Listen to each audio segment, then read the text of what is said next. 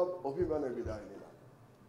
এটাই ছিল নজরুলের শেষ অভিভাষণ, এবং তারপরে তিনি চিরদিনের জন্য নীরব হয়ে যান। আমরা আজকে যেখানে বসে আজকে নজরুল চর্চা করছি, তার খুব কাছে সেই নীরব অভিমানে আমাদের সেই কবি শুয়ে আছেন।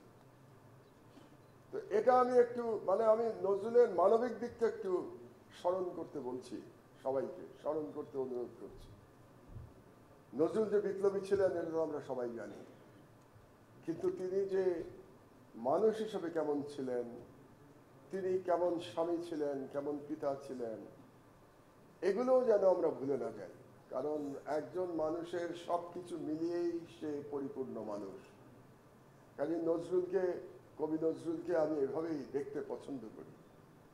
তার রোমান্টিক গান যেমন শুনি, রোমান্টিক কবিতা পড়ি, তার বিদ্রোহের গান তো পড়ি, তার উপন্যাস পড়ি, এবং তিনি একজন অসাধারণ সম্পাদক ছিলেন।